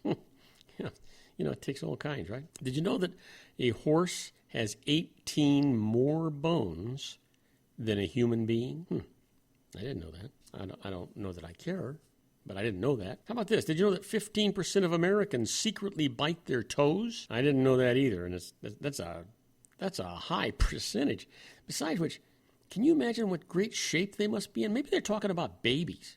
Babies do that. It didn't say that, though. How about this? During the chariot scene in Ben-Hur, a small red car can be seen in the distance. I'm gonna rent Ben-Hur just to see if I can see that. Can you believe it? There were no small red cars. What a fiasco. Today I guess they'd use high technology to get rid of that. How about this? Did you know that Florida has more tornadoes per square mile than any other state? And I believe that. That's interesting. Let me leave you with this. The idea that the boogeyman will get you comes from the boogie people who still inhabit an area of Indonesia. These people still act as pirates today and attack passing ships. Now, that's kind of interesting. I didn't know that. Now, don't go away. We're going to go on a commercial break, but when we come back, I'm going to answer your emails. The first one comes from Victor Garcia from New Brighton, Minnesota. He's asking about, she's asking about reporting mileage. And you know what? This is an important thing, guys. So we'll tell you all about it right after these brief messages. So please don't go away. Isn't it time to shine the spotlight on your expertise? The Interview, starring you. Here's your chance to capture 5 minutes of fame with The Interview. This isn't just any interview. This is your opportunity to showcase your expertise and position yourself as a trusted expert in a one-on-one video interview hosted by Robert Cardoza, host of the nationally syndicated show Robert Cardoza Live and powered by AHA Studios. What is it? A professionally recorded video for your use. Robert Cardoza interviews you on the set where he records his show. Professional interview showcases your expertise and value, shot in a state-of-the-art studio. And what's in it for you? Gain credibility as an expert, earn the trust of your target market, educate in a way that intrigues your audience, gain a powerful marketing tool that offers dozens of uses, website, video sharing sites, social media, email, DVDs, direct mail, lobby video, resumes, profile building, all that kind of stuff. Association with the nationally syndicated celebrity. That's right. And let's talk about AHA Studios. AHA is a strategic marketing firm that leverages the powerful and visual persuasion to help your business create powerful messages that connect with your target market. AHA ventures way beyond strategy, delivering the marketing collateral you need to start driving a new business through your doors. AHA has a full-service, in-house, state-of-the-art production studio to bring your messages to life using video. Discover how to make The Interview work for you. Call 949-831-2222. That's 949-831-2222. AHA Image Studios, Incorporated. Dr. Stephen Tidwell, Dental Family Dentistry in a caring, personalized environment. Here at Dr. Tidwell's office, we are dedicated to helping you keep your teeth healthy. We are a state-of-the-art dental practice that still believes in traditional values, such as excellent customer service and individual attention. We have a special welcoming offer for you for just $39. A complete exam, personal consultation, professional cleaning, and all necessary x-rays. That's a $266 value for $39. Dr. Tidwell has 2 convenient locations and experienced staff to provide you with professional care and personal attention that you deserve. Call today. Don't delay. A great smile another day. Call 909-944-7308. That's 909-944-7308 for Rancho Cucamonga or San Bernardino. Joel Saltzman is Dr. Wireless. He has turned his considerable expertise into consumer credit risk and wireless security into a highly specialized independent web-based consulting enterprise targeting consumer credit risk analysis and wireless transactional security and monitoring. He works as a wireless analyst, veteran independent agent, and consumer liaison for most wireless telecom carriers and equipment manufacturers. For more than 20 years, corporate and private clients and media audiences have counted on his unvarnished advice while weighing the technology, performance, and cost differences between Sprint, Nextel, AT&T, Verizon, and T-Mobile. Joel specializes in setting up mobile wireless hotspots to be used for disaster preparedness, business continuity, and mobile wireless merchant processing solutions. Call Dr. Wireless at 310-400-4900 or go to his webpage at drwireless.com. Again, call 310-400-4900 or his webpage at drwireless.com. You'll be glad you did. And now, back to our show. And I am Robert Cardoza. You're listening to Robert Cardoza Live on the street at the intersection of business and politics. We're at 5:52 p.m. Pacific Time. Currently 86 degrees here in the heart of the Inland Empire in sunny Southern California. Well, that's down from 88 on its way to 62, and I can't hardly wait for that. But right now, we're coming down to the wire, so I want to tell you the same thing I always tell you, and that is to always seek the advice of a licensed professional. They'll always save you more money than they cost you, and they'll give you some peace of mind, let you sleep at night. You know, the emails that you send me, I try to do as good a job as I can at answering them, but sometimes the data you send me is a little sketchy. You go to that licensed professional, they're going to interview you, they're going to draw out all the information that's necessary to give you a good, comprehensive answer. And the nice part about it is, one of the conditions of their licensing is that they have to carry errors and omissions insurance, which means that if they get it wrong, they pay the piper, not you. That ought to let you sleep well at night, not worrying about the doorbell or people tapping you on the shoulder or those registered letters. Well, let's get to it. First email today comes from Victoria Garcia from New Brighton, Minnesota, asking about reporting mileage and says, I'm a bookkeeper for a firm whose key employee says it's too time-consuming to keep detailed driving records, so we estimate her driving and reimburse her the same amount for it every month. But how do I record and report this? Everyone else provides detailed driving records. Well, Victoria, you'll have to report the reimbursement paid to the key employee on her W-2 as taxable wages to her. The tax rules are very clear that tax-free reimbursement is available only when specific records are kept reporting the date, the destination, and business purpose of driving on a per-trip basis. Now, estimating, as you describe, is not permitted. So, for more details, see the rules for how to report reimbursements under the headings Accountable Plans and Non-Accountable Plans in IRS Publication 463. That's Travel, Entertainment, Gift, and Car Expenses. Hopefully, Victoria, that helps you. Well, next email comes from Jesu Hong from Raleigh, North Carolina. Says, I got a new baby and having a Social Security problem. She writes, I had a new baby at the end of the year, but due to a paperwork foul-up, have yet to receive a Social Security number for the baby. How do I claim her as a dependent on my tax return? Well, here's the thing. The law requires that a Social Security number be provided for every child who's claimed as a dependent on a tax return, but there's an easy fix to your situation.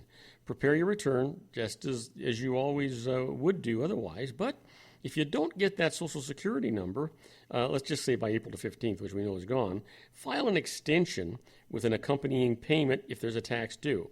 Now, when the Social Security number finally arrives, simply fill in on the return and then mail it to the IRS. Now, if you filed an extension, it's good till October the 15th.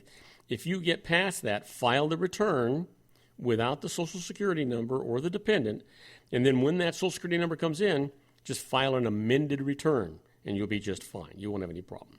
Now, next email comes from Garrett Jarvis from Grand Rapids, Michigan, asking about charitable deductions, and writes, if the amount I deduct on my tax return for items such as charitable contributions is a lot larger this year than it was in past years, will this red flag my tax return for an audit? Well, Garrett, no. IRS computers do not flag a return for audit on the basis of year-to-year changes in the taxpayer's deductions. However, they do flag returns on which deductions for particular items are much larger than the average for taxpayers at that income level. But even that shouldn't deter you from taking legitimate deductions. Simply make sure that you keep all the required documentation to support them should the IRS question you. You should pay your fair share of taxes, but not one god-awful penny more. The Congress has pretty much demonstrated to us how prudent they can be when it comes to spending money. Now, my last email comes from Nicole Johnson from Akron, Ohio. She says she's talking about tax-free home gain. Writes, we sold our home last year after living in it for many years, so our gain should be tax-free, but we just received a copy of a Form 1099-S that reports all of our sales proceeds, more than $100,000 to the IRS. How do we handle this? You know what? Don't worry. The 1099 was sent out by mistake, and your gain is still going to be tax-free up to $250,000 or $500,000 on a joint return if you met the 2 or 5 year residency requirement. Now, technically, you don't even have to report it on your return, but if the 1099 reporting more than $100,000 has been filed, IRS computers are going to expect to find a matching amount on your return, and it'll flag it for attention if they don't. Now, the simplest thing to do is report the sale on Schedule D of your return, add a note explaining what happened, then subtract an offsetting Section 121 exclusion amount so there's no taxable gain is the result. Now, that's what you need to do, and you'll be glad that you did. Now, I want to thank you for listening to Robert Cardoza Live at the intersection of business and politics. Robert Cardoza Live broadcasts on Spreaker Radio, Roar 1776 Radio, Live 365 Radio, and MyCast Live Radio, and countless terrestrial stations worldwide. Every Monday through Friday from 4 p.m. to 6 p.m. Pacific Time, and we broadcast on 405 Media Radio Monday through Friday from 6 a.m. to 8 a.m. Pacific Time. Please follow me on Facebook, Twitter, LinkedIn, Google+, and YouTube, where you can listen to all of my shows 24/7. Go to my website at www.robertcardozalive.com and email me at robertcardozalive@gmail.com. That's where I get all the emails I deal with here on the show. On my next show, my expert contributor is going to be John Hanson talking food and wine. And my special guest, John Kurth, talking business success through scripting. I encourage you to tell all of your friends about my show here on the RLC Broadcasting Network. That's our show for today. Beginning today, treat everyone you meet as if they were going to be dead by midnight. Extend them all the care, kindness, and understanding that you can muster. Your life will never be the same again. So many of our dreams at first seem impossible, then they seem improbable, and then when we summon the will, they soon become inevitable. You know, the real secret of happiness is to make others believe that they're the cause of it. Robert Cardoza Live is brought to you by blogtalkradio.com every Monday through Friday from 4 p.m. to 6 p.m. Pacific time. Now, go out and make it a great day. Your host has been Robert Cardoza, the technical advisor, Matchstick Digital, and your executive producer, also Robert Cardoza.